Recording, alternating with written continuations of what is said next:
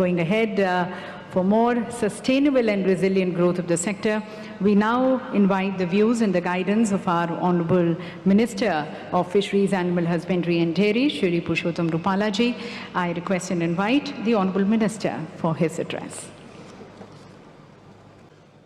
आदरणीय प्रधानमंत्री श्री नरेंद्र मोदी जी, आपका मैं तहे दिल से स्वागत करता हूं इस वर्ल्ड समिट में।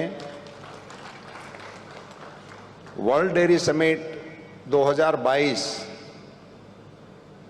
48 साल के बाद भारत में आयोजित हो रहा है और वर्ल्ड समिट में विश्व के सबसे लोकप्रिय नेता के रूप में हमारे प्रधानमंत्री श्री इस कार्यक्रम में मौजूद है। ये इस वर्ल्ड स्तर के मेले के लिए बहुत ही एक उपयुक्त संदेश आज यहाँ से होने वाला है।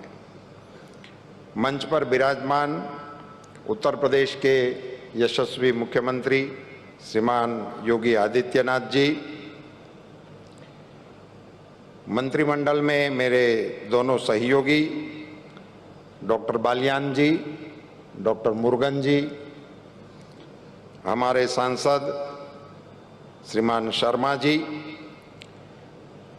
वर्ल्ड डेयरी फेडरेशन के आदरणीय अध्यक्ष ब्राजीलिया, हमारे वर्ल्ड फेडरेशन के डीजी मिसेस कैरोलिना, हमारे सचिव महोदय स्वैन जी, इस सारे कार्यक्रम का आयोजन करने का जिम्मा जिनके कंधों पे हैं, हमारे एनडीडीबी के चेयरमैन श्रीमान मिनेश जी, मंच पर विराजमान हमारे एक और भी सांसद महोदय हैं जो आज सूट पैंट में इधर आए हैं, डेयरी के मालिक के रूप में श्रीमान सागर जी, और सभी हमारे गणमान्य अतिथि and all the delegates from the abroad, I welcome all you from bottom of my heart. आप सभी का स्वागत है। आदरणीय प्रधानमंत्री जी, एक करीबन 50 साल के बाद जब समिट हो रहा है और जब 1974 में ये समिट यहाँ हुआ था, तब हमारा दूध का प्रोडक्शन 23 मिलियन था और आज जब हम इस समिट को कर रहे हैं तो 220 मिलियन टन यानी कि 10 गुना दूध की वृद्धि। और आपका जो स्लोगन है आत्मनिर्भर भारत का, जो 74 में दूध उत्पादन हो रहा था वो हमारी मांग के अनुरूप में कम था और आज हम एक्सपोर्ट करने की स्थिति में हैं। सो संपूर्ण आत्मनिर्भर अंग के रूप में आज आप यहाँ इस समिट की अध्यक्षता कर रहे हैं, बड़े गरिमा का विषय है।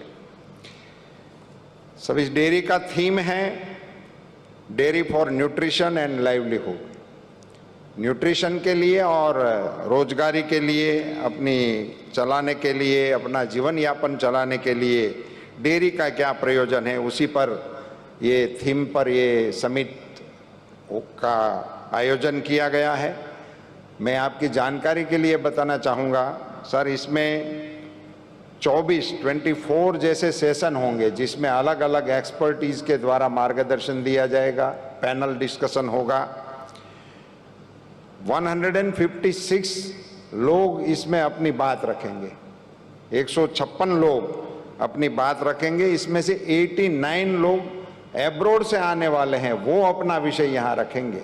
इसके जरिए मैं ये जताना चाहता हूँ कि हमारे देश के जो डेलीगेट्स हैं, हमारे जो फार्मर्स हैं, उनको इन सारे एक्सपर्टीज के साथ अपनी बात को साझा करने का, समझने का, इंटरनेशनल गुड प्रैक्टिसेस को देखने का, समझने का बहुत सुंदर अवसर इस समिट के द्वारा हम मिल रहे हैं।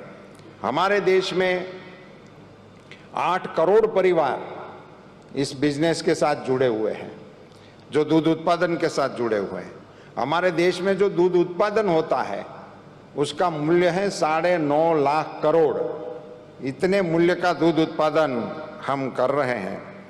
मुझे सिर्फ इस अवसर का मौका लेते हुए ये ज़रूर बताना है कि आज़ादी के बाद हमारे देश के पशुपालन क्षेत्र को हमारे विजनरी प्रधानमंत्री श्री मोदी जी के द्वारा जो ऐतिहासिक गिफ्ट दी गई है, एक तो इस विभाग को स्वतंत्र बना दिए, स्वतंत्र बनाकर 3 गुना बजट एलोकेशन कर दिया। ये विभाग के तौर पे हुआ, मगर देश के पशुपालन क्षेत्र में पूरे देश के पशुपालकों के लिए मोबाइल वेटरनरी यूनिट 4000 मंजूर करके भारत सरकार की ओर से देश के पशुओं की हेल्थ के लिए सबसे बड़ा इंटरवेंशन हमारे प्रधानमंत्री जी की ओर से हुआ। करीबन 700 करोड़ रुपए की लागत से 4332 मोबाइल वेटरनरी यूनिट आपके निर्देशन में मंजूर किए गए हैं। आपने एक हेल्थ के रिलेटेड एक बहुत बड़ा इंटरवेंशन लिया। उत्तर प्रदेश के सम्माननीय मुख्यमंत्री श्री विराजमान हैं। आपने 11 सितंबर 19 को मथुरा से पूरे देश के पशुओं को वैक्सीनेशन कराने का भारत सरकार के खर्चे से ऐलान किया था। एक बहुत बड़ा इंटरवेंशन आपकी ओर से हो गया और 13,000 करोड़ रुपए की मातबर राशि का भी एलोकेशन आपने इसके लिए किया है। आपने जापान सरकार के साथ सहयोग करते हुए उत्तर प्रदेश और बिहार जैसे हमारे बड़े और पशुपालन से जुड़े हुए राज्यों को डेयरी डेवलपमेंट करने के लिए एक MOU किया हुआ है और इनके कारण इन दोनों प्रदेशों में आगे चलकर आप डेयरी के कारोबार को बढ़ाना के काम में हम योगदान दे पाएंगे। मुझे ये बताते हुए बहुत ही खुशी हो रही है सर कि इस डेयरी सेक्टर और कृषि सेक्टर को आपने जिस प्रकार से आगे बढ़ाया है और आज आपकी गरिमामय उपस्थिति से पूरे विश्व में इस डेयरी का मैसेज जब देने वाले हैं, तब मैं एक छोटी सी बात बताना चाहूँगा कि डेयरी की जब भी चर्चा होती है तो उसमें दूध ही आता है। दूध और दूध के रिलेटेड और चीज़, माखन, घी वगैरह की बात होती है। अब आपके नेतृत्व में और आपके विजनरी मार्गदर्शन में गोबर में से भी प्रोडक्टिविटी करके, गोबर को भी क्रय करके उसका भी आमदनी किसानों को कैसे मिले, इनके लिए गोवर्धन योजना भारत में पहली बार आपके नेतृत्व में चल पड़ी है। और मैं बताते हुए बड़ा हर्ष हो रहा है कि अगली हमारे डेयरियों की जब AGM होगी तो उसमें दूध की आय के साथ साथ गोबर की आय का जिक्र भी होना शुरू हो जाएगा। मैं पिछले पखवाड़े हमारे गुजरात की एक बनास डेयरी के AGM में गया था तो वहाँ जिक्र हुआ था कि उन्होंने 1 करोड़ रुपए का गोबर खरीद करके कार्यक्रम को शुरू भी कर दिया है। सो दूध और गोबर दोनों को मिलाकर जब इसकी अर्थतंत्र पे इफेक्ट होगी तो मेरा नम्र ये मानना है कि देश की अर्थतंत्र को ये बहुत बल देने वाला कार्यक्रम होगा। सर, आज के कार्यक्रम को लेकर आपके एक प्रशंसक ने मुझे कुछ पंक्तियां भेजी है, ये पढ़कर मैं अपने वक्तव्य को विराम देना चाहूंगा। उन्होंने कहा है, हिस्ट्री में have made prime ministers but here is history making prime minister. उनकी बात बस ऐसी ही है कि सब कुछ हो गया है, ऐसी बात नहीं। उनकी बात बस ऐसी ही है कि सब कुछ हो गया है, ऐसी बात नहीं। खुशियों के कारनामे होते रहेंगे, ये बात है। फासले बहुत कम हैं, ऐसी बात नहीं। फासले बहुत कम हैं, ऐसी बात नहीं। वक्त वक्त पे मिलते रहेंगे, ये बात है।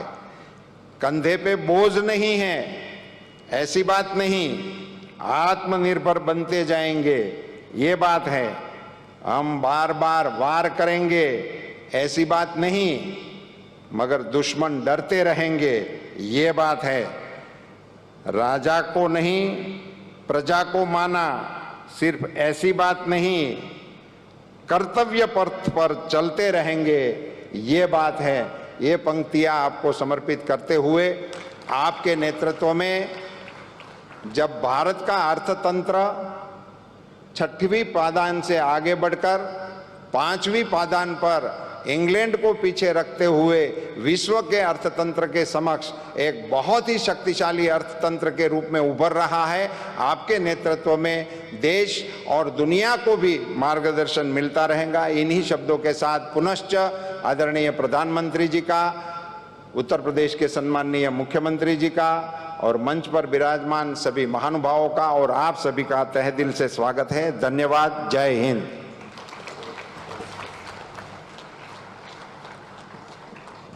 बहुत बहुत धन्यवाद माननीय मंत्री जी आपके उद्बोधन के लिए। और यहाँ पर उपस्थित सभी के जो भाव हैं, जो श्रद्धा है माननीय प्रधानमंत्री जी के लिए, उसे इन पंक्तियों के द्वारा यहाँ हमारे साथ साझा करने का बहुत बहुत धन्यवाद। And ladies and gentlemen, our Honorable Minister also highlighted the various conducive policies and environment which in the last 8 years we have seen the government taking it, bringing about a transformational change in the Indian dairy sector. And this year we are celebrating 75 years of our independence, Azadi Ka Amrit Mahotsav. In the last 75 years, if we see, we have been able to really cast impressive footprints and real massive footprints in the dairy sector. So we would now like to share with you and showcase this outstandingly remarkable and inspiring, transformational and progressive journey of the Indian dairy sector through a short film. And may I request our Honorable Prime Minister, sir, to kindly launch this film with a click of the remote and to declare the IDF World Dairy Summit 2022 open. India, the land of many regions, numerous languages, and 1.3 billion hearts. We look different. We speak different. We eat different. But what we wish is the same. Sarve bhavantu sukhinah, sarve santu niramayaha. May all be happy, may all be healthy. So that together we all stand in the spirit of Ek Bharat Shreshtha Bharat. And this spirit is truly exemplified with one emotion in every heart: milk. An emotion etched in our culture so deeply that without dairy, our daily life is unthinkable. Dairy consumption in India has evolved over time. The National Dairy Development Board implemented Operation Flood in the 70s, which made the cooperative model emerge as the backbone of India's mighty dairy sector. India has come a long way from being a milk deficit nation to becoming a self-sufficient nation in milk, largely produced by small and marginal farmers, which tells the success story of our hard-working farmers and reflects the strength of rural India. Since 2014, under the dynamic leadership of our Honorable Prime Minister Shri Narendra Modi, India's dairy sector has flourished multifold. Milk production increased by more than 44% over the last 8 years, growing at an astounding rate of 6%, which is 3 times faster than the world average. Today, India contributes about 23% of the global milk production. To support the dairy sector, the Government of India, under the guidance of Honorable Prime Minister Shri Narendra Modi, has implemented various schemes in the areas of milk production and processing, animal vaccination, dairy infrastructure development, animal identification system, etc. Recognizing the contribution of the sector in the Indian economy, a dedicated Ministry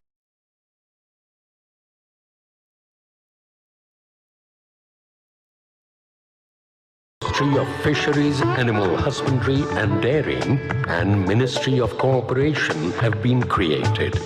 India's Nari Shakti and the dairy sector flourished hand in hand, helping over 60 lakh women milk farmers of the country to achieve economic independence and secure the future for the next generation. Through innovation and transformation, dairy found its multiple forms with products like ice creams, sweets, chocolates, ghee and paneer. Dairy added delight and nutrition to the lives of many. Now, India is all set to further expand the growth in milk production over the next decade. This could pave a way to ramp up exports. The government is setting up village-level dairy infrastructure under a National Action Plan on Dairy Development to increase the share of organized milk handling. Concentrated efforts are being made in the areas like smart animal management, digitalization, traceability, and economizing dung by promoting manure management. So, milk flowed over the years has different emotions. It's the hope for every Indian farmer. It's the nutritional delight of every Indian home. It's an emotion called milk. And that's why 100 million dairy farmers thank our Honorable Prime Minister for inaugurating the International Dairy Federation World Dairy Summit 2022. Come, let's raise a toast with a glass full of emotions, a glass full of milk. So, ladies and gentlemen, as we raise a toast to this flourishing Indian dairy sector with a glass of milk, I think we also agree that the dairy sector has a very vital role and responsible role towards the realization of the Sustainable Development Goals, especially SDG 1, 3, 5, 8, and 10. But then the advancement of these goals definitely require a very determined will and a leadership which is as global, which is as vocal for local as for global. And that is where, ladies and gentlemen, we now seek the views and the guidance of the global leader, our Honorable Prime Minister, whose charismatic leadership is today influencing the world. And someone who's always believed that this whole world is one big family, Vasudhaiva Kutumbakam. He's always worked with this very spirit. And that is the reason the views and the expressions, the progressive guidance of his today stands equally important to the Indian global sector as to the global dairy sector. So once again, as I thank Honorable Prime Minister on behalf of everyone present here, I now request Honorable Prime Minister Modi ji for his inaugural address.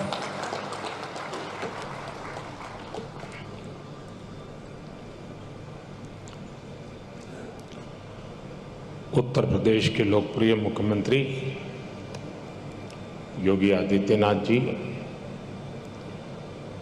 केंद्रीय मंत्रिमंडल में मेरे सहयोगी श्री पुरुषोत्तम रूपाला जी, अन्य मंत्रीगण, सांसदगण, international dairy federation के अध्यक्ष pre बजाले जी, IDF के डीजी कैरोलिन हेमंड जी, यहाँ उपस्थित अन्य महानुभावी, देवी और सज्जनों, मुझे खुशी है कि आज डेयरी सेक्टर के दुनिया भर के एक्सपर्ट्स और इनोवेटर्स भारत में एकजुट हुए हैं। मैं वर्ल्ड डेयरी समिट में अलग अलग देशों में, अलग देशों से आए हुए सभी महानुभावों का भारत के कोटि कोटि पशुओं की तरफ से, भारत के कोटि कोटि नागरिकों की तरफ से, भारत सरकार की तरफ से हृदय से बहुत बहुत स्वागत करता हूं। डेयरी सेक्टर का सामर्थ्य न सिर्फ ग्रामीण अर्थव्यवस्था को गति देता है, बल्कि ये दुनिया भर में करोड़ों लोगों की आजीविका का भी प्रमुख साधन है। मुझे विश्वास है ये समिट आइडियाज, टेक्नोलॉजी, एक्सपर्टाइज और डेयरी सेक्टर से जुड़ी परंपराओं के स्तर पर एक दूसरे की जानकारी बढ़ाने और एक दूसरे से सीखने में बहुत बड़ी भूमिका निभाएगी। साथियों, आज का ये आयोजन ऐसे समय में हो रहा है जब भारत ने अपनी आजादी के 75 वर्ष पूरे किए हैं। ये भी संयोग है कि आज के इस आयोजन से भारत के 75 लाख से ज्यादा डेयरी किसान भी टेक्नोलॉजी के माध्यम से इस कार्यक्रम में हमारे साथ जुड़े हुए हैं। इस तरह की समिट के लिए और उसमें लास्ट माइल बेनिफिशियरी हमारे ऐसे ही किसान भाई बहन होते हैं। मैं वर्ल्ड डेयरी समिट में अपने किसान साथियों का भी स्वागत करता हूं, उनका अभिनंदन करता हूं। साथियों, पशुधन और दूध से जुड़े व्यवसाय भारत की हजारों वर्ष पुरानी संस्कृति का अभिन्न हिस्सा रहा है। हमारी इस विरासत ने भारत के डेयरी सेक्टर को कुछ विशेषताओं से सशक्त कर दिया है।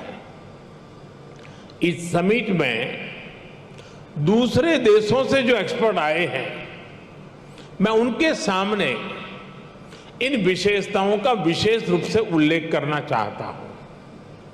साथियों, विश्व के अन्य विकसित देशों से अलग भारत में डेयरी सेक्टर की असली ताकत छोटे किसान है। भारत के डेयरी सेक्टर की पहचान मास प्रोडक्शन से ज्यादा प्रोडक्शन बाय मासिस की है। भारत में डेयरी सेक्टर से जुड़े अधिकांश किसानों के पास या तो एक पशु है, 2 है या 3 पशु है। इन्हीं छोटे किसानों के परिश्रम और उनके पशुधन की वजह से आज भारत पूरे विश्व में सबसे ज्यादा दुग्ध उत्पादन करने वाला देश है। आज भारत के 8 करोड़ से ज्यादा परिवारों को ये सेक्टर रोजगार मुहैया कराता है। भारत के डेयरी सेक्टर की यूनिकनेस आपको अन्य जगह पर शायद ही कभी कहीं मिल जाए। आज वर्ल्ड डेयरी समिट में इसका जिक्र मैं इसलिए भी कर रहा हूं क्योंकि विश्व के अनेक गरीब देशों के किसानों के लिए ये एक बेहतरीन बिजनेस मॉडल बन सकता है। साथियों, भारत के डेयरी सेक्टर की इस खासियत को एक और यूनिकनेस से जबरदस्त सपोर्ट मिलता है। हमारे डेयरी सेक्टर की दूसरी विशेषता है भारत का डेयरी कोऑपरेटिव सिस्टम। आज भारत में डेयरी कोऑपरेटिव का एक ऐसा विशाल नेटवर्क है जिसकी मिसाल पूरी दुनिया में मिलना मुश्किल है। ये डेयरी कोऑपरेटिव्स देश के 2 लाख से ज्यादा गांवों में करीब करीब 2 करोड़ किसानों से दिन में 2 बार दूध जमा करती हैं और उसे ग्राहकों तक पहुंचाती है। इस पूरी प्रक्रिया में बीच में कोई भी मिडलमैन नहीं होता और ग्राहकों से जो पैसा मिलता है उसका 70% से ज्यादा सीधा किसानों के जेब में ही जाता है। इतना ही नहीं, अगर मैं गुजरात राज्य की बात करूं तो ये सारे पैसे सीधे महिलाओं के बैंक अकाउंट में जाते हैं। पूरे विश्व में इतना ज्यादा रेशियो किसी और देश में नहीं है। अब तो भारत में हो रही डिजिटल क्रांति की वजह से डेयरी सेक्टर में ज्यादातर लेन देन बहुत तेजी गति से होने लगी है। मैं समझता हूं भारत की डेयरी कोऑपरेटिव्स की स्टडी, उनके बारे में जानकारी, डेयरी सेक्टर में डेवलप किया गया डिजिटल पेमेंट सिस्टम दुनिया के बहुत से देशों के किसानों के बहुत काम आ सकता है। इसलिए भारत के डेयरी सेक्टर की एक और बड़ी ताकत है, एक और यूनिकनेस है, हमारी इंडिजिनस स्पीशीज। भारत के पास गायों की, भैंसों की जो स्थानीय ब्रीड है, वो कठिन से कठिन मौसम में भी सरवाइव करने के लिए जानी जाती है। मैं आपको गुजरात की बन्नी भैंस का उदाहरण देना चाहूंगा। ये बन्नी भैंस कच्छ के रेगिस्तान और वहां की परिस्थितियों से ऐसी घुल मिल गई है कि देखकर कई बार हैरानी होती है। दिन में बहुत ही भयंकर धूप होती है, बहुत गर्मी होती है, कड़क धूप होती है। इसलिए ये बन्नी भैंस रात के कम तापमान में घास चरने के लिए निकलती है। विदेश से आए हमारे साथी ये जानकर के भी चौंक जाएंगे कि उस समय बन्नी भैंस के साथ कोई उसका पालक, उसका किसान उसके साथ नहीं होता है। वो गांव के पास बने चारगांव में खुद ही जाती है। रेगिस्तान में पानी कम होता है, इसलिए बहुत कम पानी में भी बन्नी भैंस का काम चल जाता है। बन्नी भैंस रात में 10-10, 15-15 किलोमीटर दूर जाकर घास चरने के बाद भी सुबह अपने आप खुद घर चली आती है। ऐसा बहुत कम सुनने में आता है कि किसी की बन्नी भैंस खो गई हो या गलत घर में चली गई हो। मैंने आपको सिर्फ बन्नी भैंस का ही उदाहरण दिया है, लेकिन भारत में मुरा, मेहसाणा, जाफराबादी, नीली रवि, पंढरपुरी जैसी अनेक नस्लें भैंस की आज भी अपने अपने तरीके से विकसित हो रही है। इसी तरह गाय हो, उसमें गीर गाय, सहीवाल, राठी, कांकरेज, थारपारकर, हरियाणा, ऐसी ही कितनी गाय की नस्लें हैं जो भारत के डेयरी सेक्टर को यूनिक बनाती है। भारतीय नस्ल के ये ज्यादातर पशु क्लाइमेट कंफर्टेबल भी होते हैं और उतने ही एडजस्टिंग भी। साथियों, अभी तक मैंने आपको भारत के डेयरी सेक्टर की 3 यूनिकनेस बताई है जो इसकी पहचान है। छोटे किसानों की शक्ति, कोऑपरेटिव की शक्ति और भारतीय नस्ले पशुओं की शक्ति मिलकर एक अलग ही ताकत बनती है। लेकिन भारत के डेयरी सेक्टर की एक चौथी यूनिकनेस भी है जिसकी उतनी चर्चा नहीं हो पाती, जिसको उतना रिकग्निशन नहीं मिल पाता। विदेश से आए हमारे मेहमान संभवतः ये जानकर के हैरान हो जाएंगे कि भारत के डेयरी सेक्टर में विमेन पावर 70% वर्कफोर्स का प्रतिनिधित्व करती है। भारत के डेयरी सेक्टर की असली कर्णधार विमेन्स हैं, महिलाएं हैं। इतना ही नहीं, भारत के डेयरी कोऑपरेटिव्स में भी 1/3 से ज्यादा सदस्य महिलाएं ही हैं।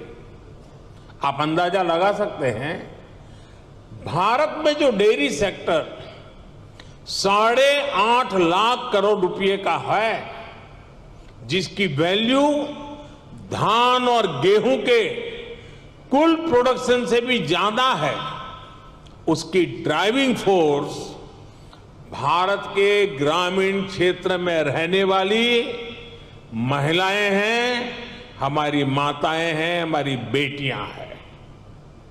मैं वर्ल्ड डेयरी समिट से जुड़ी सभी महानुभावों से भारत की नारी शक्ति की इस भूमिका को रिकॉग्नाइज करने, इसे विभिन्न वर्ल्ड प्लेटफॉर्म्स पर ले जाने का भी मैं आग्रह करूंगा।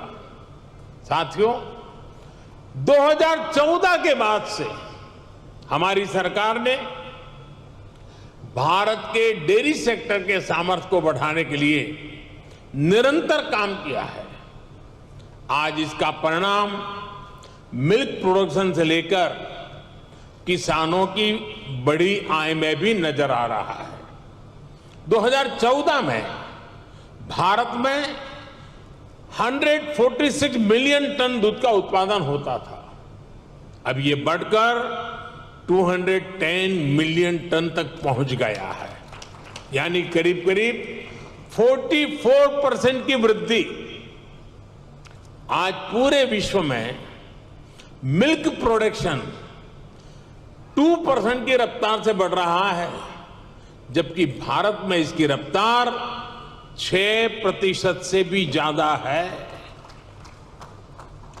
भारत में दूध की पर कैपिटा अवेलेबिलिटी पूरे विश्व के औसत से कहीं ज्यादा है। बीते 3-4 वर्षों में ही भारत के छोटे किसानों ने बैंक खातों में हमारी सरकार ने करीब 2 लाख करोड़ रुपए सीधे ट्रांसफर किए हैं। इसका बहुत बड़ा हिस्सा डेयरी सेक्टर से जुड़े किसानों के खातों में भी आया है। साथियों, आज हमारा फोकस देश में एक संतुलित डेयरी इकोसिस्टम के निर्माण पर है। एक ऐसा इकोसिस्टम जिसमें हमारा ध्यान दूध और उससे जुड़े उत्पादों की क्वालिटी पर तो है ही, बल्कि दूसरी चुनौतियों के समाधान पर भी है। किसान को अतिरिक्त आय, गरीब का सशक्तिकरण, स्वच्छता, केमिकल फ्री खेती, क्लीन एनर्जी और पशुओं की केयर, ये सभी आपस में जुड़े हुए हैं। यानी हम डेयरी सेक्टर को, पशुपालन को भारत के गांवों में ग्रीन और सस्टेनेबल ग्रोथ का बहुत बड़ा माध्यम बना रहे हैं। राष्ट्रीय गोकुल मिशन, गोवर्धन योजना, डेयरी सेक्टर का डिजिटाइजेशन और पशुओं का यूनिवर्सल वैक्सीनेशन, इसी दिशा में हो रहे प्रयास है। इतना ही नहीं, भारत ने जो सिंगल यूज प्लास्टिक बंद करने का जो अभियान चलाया है, वह एनवायरमेंट की दृष्टि से तो महत्व का है ही, लेकिन जो भी जीव दया में विश्वास करते हैं, जो पशुधन में, उसके कल्याण में विश्वास करते हैं, उनको मालूम है कि प्लास्टिक पशुओं के लिए कितना खतरनाक बनता जा रहा है, गाय और भैंस के लिए कितना खतरनाक बनता जा रहा है। उस सिंगल यूज प्लास्टिक को भी बंद करने का, खत्म करने का हमने बहुत लगातार प्रयास आरंभ किया है। साथियों, भारत के डेयरी सेक्टर का जितना बड़ा स्केल है, उसे साइंस के साथ जोड़कर और विस्तार दिया जा रहा है। भारत डेयरी पशुओं का सबसे बड़ा डेटाबेस तैयार कर रहा है। डेयरी सेक्टर से जुड़े हर पशु की टैगिंग हो रही है। आधुनिक टेक्नोलॉजी की मदद से हम पशुओं की बायोमेट्रिक पहचान कर रहे हैं। हमने इसे नाम दिया है पशु आधार। पशु आधार के जरिए पशुओं की डिजिटल आइडेंटिफिकेशन की जा रही है।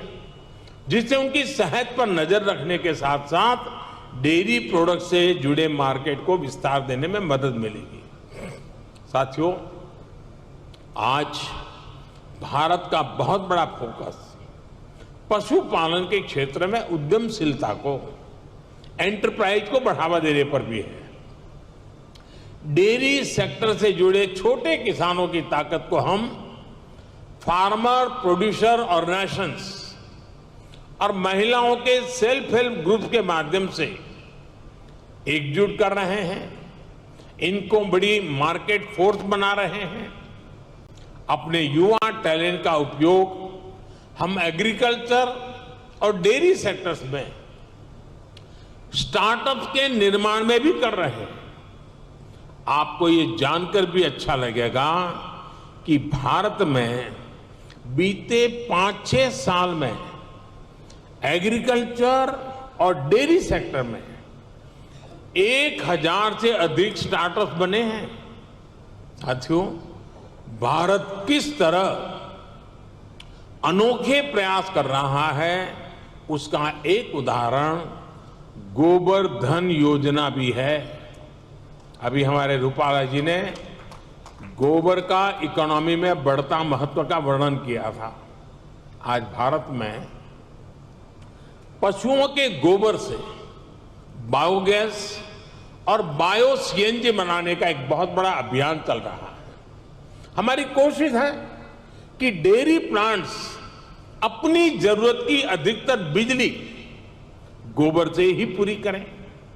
इससे किसानों को गोबर का भी पैसा मिलने का रास्ता बन रहा है।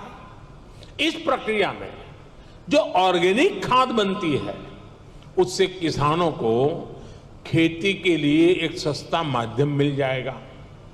इससे खेती की लागत भी कम होगी और मिट्टी भी सुरक्षित रहेगी।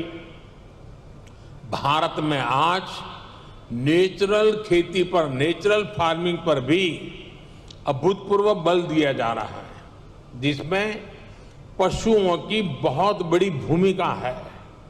साथियों, मैं अक्सर कहता हूं कि खेती में मोनोकल्चर ही समाधान नहीं है, बल्कि विविधता बहुत आवश्यकता है।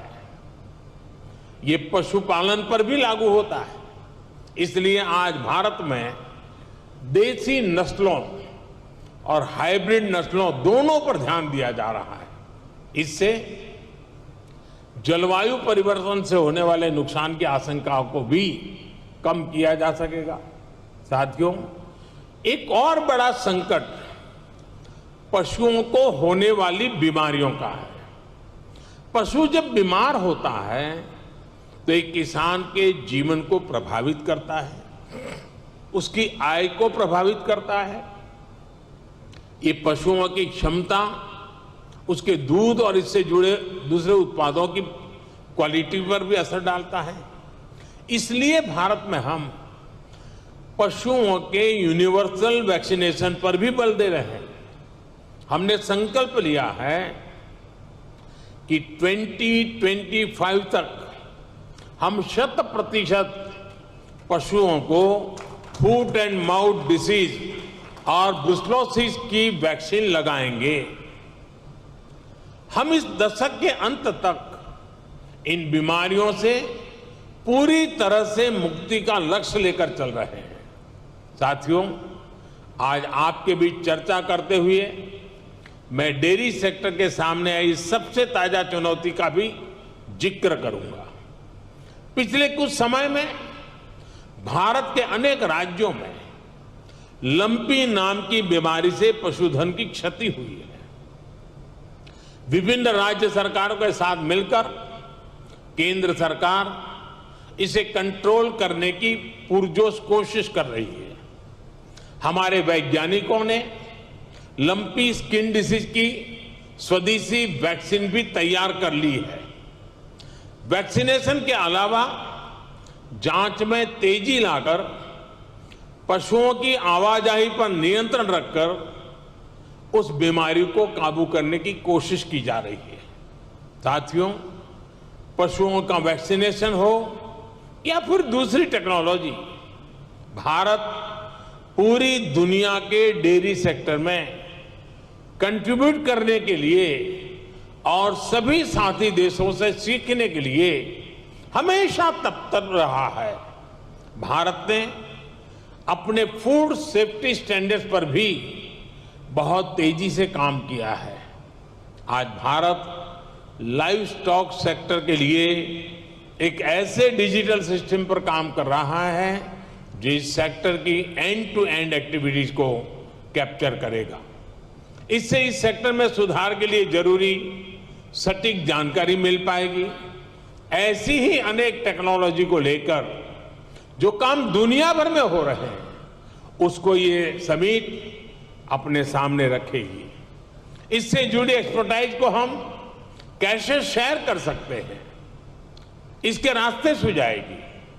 मैं डेयरी इंडस्ट्री के ग्लोबल लीडर्स को भारत में डेयरी सेक्टर को सशक्त करने के अभियान में शामिल होने के लिए आमंत्रित करता हूं। मैं इंटरनेशनल डेयरी फेडरेशन की भी उनके बेहतरीन काम और योगदान के लिए प्रशंसा करता हूं। आप सभी का, जो विदेश से आए हुए मेहमान का, मैं फिर से स्वागत करता हूं, उनका अभिनंदन करता हूं। और मैं एक लंबे अरसे के बाद, करीब 5 दशक के बाद भारत को आप सबका स्वागत करने का मौका मिला, आप सबके साथ विचार विमर्श करने का अवसर मिला और यहां से जो मंथन से अमृत निकलेगा, इस हमारे अमृत काल में देश के ग्रामीण जीवन के अर्थतंत्र को विकसित करने में, देश के पशुधन के सामर्थ्य को और मजबूत बनाने में और देश के गरीब से गरीब के सशक्तिकरण में भी बहुत बड़ा योगदान देगा। इसी अपेक्षा और आशा के साथ आप सबका बहुत बहुत आभार, बहुत बहुत शुभकामनाएं। धन्यवाद। Thank you, Honorable Prime Minister, sir, for your very inspiring and motivating address and guiding the entire global dairy industry. Thanking the Honorable Prime Minister for sharing also his experiential views, which comes from his working also at the grassroots level. Ladies and gentlemen, the Honorable Prime Minister shared with us the various initiatives which are being taken by the Government of India towards developing a more sustainable ecosystem for the dairy sector. Also, as he shared his experiential views with us, he guided the entire industry. Look forward for greater collaborations with the other countries in cooperating our traditional wisdom with the new technologies and modernizations. एक बार पुनः माननीय प्रधानमंत्री जी का विशेष रूप से फिर से धन्यवाद करते हुए हम उनका बहुत बहुत धन्यवाद करते हैं, अपना कीमती समय हमें देने का, साथ साथ हमारा मार्गदर्शन करने का।